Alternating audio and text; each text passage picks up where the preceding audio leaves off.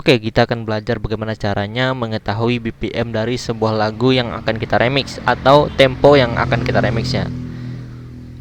Misalnya ada sebuah lagu seperti ini. Cara memasukkannya gampang sekali.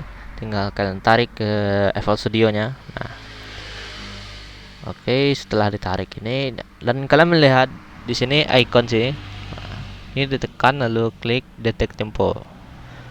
Lalu pilih yang 100 to 200. Kita tunggu sebentar, maka dia akan otomatis mencari sebuah BPM atau temponya dari lagu tersebut. Nah, contohnya ini udah dapat 100 BPM ya. Jadi tempo ini 100, kita klik yes saja. Dan kita coba apakah tempo tadi pas dengan lagunya. Oh ya, kita cari dulu ketukan pertama di sebuah lagu ini.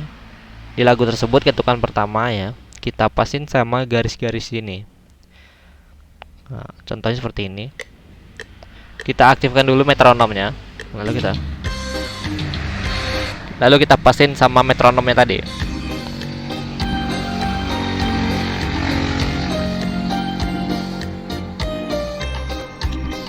Nah, gini kan.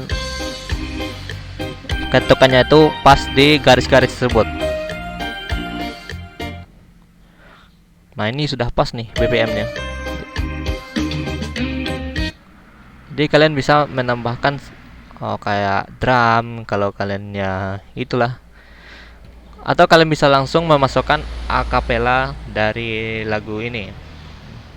Misalnya ini saya sudah ada akapelanya, kalian paskan saja sama lagu yang ini.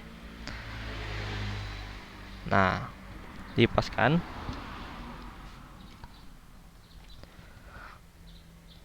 Dan jadi deh.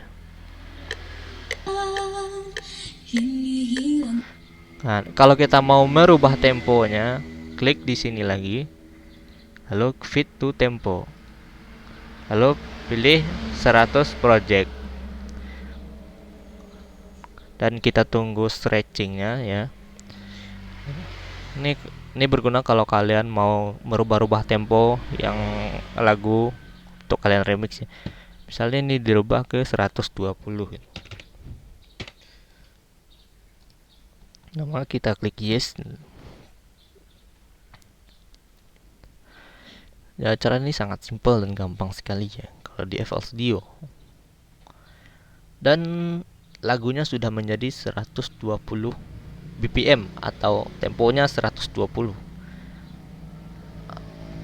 Ini kita coba tambahin drum ya. Ini sederhana aja.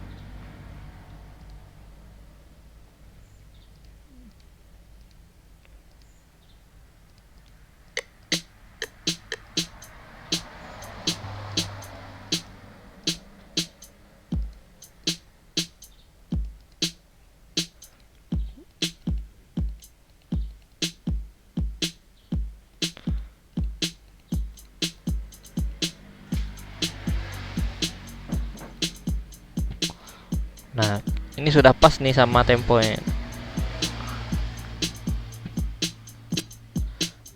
Kau berikan, kini hilang pergi entah kemana. Mengapa hina kau berikan di saat dalamnya kasih dan cinta. Atau kalian bisa ini kalau sudah di fit to tempo tadi bisa rubah-rubah sesuka hati kita ya. Jadi mau ke 130, 180 ya. Masih bisa. Ya. Oke, sekian dari tutorial dari saya. Semoga dimengerti. Oke, kita coba ya. Rasa kecewa yang aku rasakan, janji yang dulu kau berikan, kini hilang pergi entah kemana. Nah, gitu deh. Oke. Semoga bisa dipahami.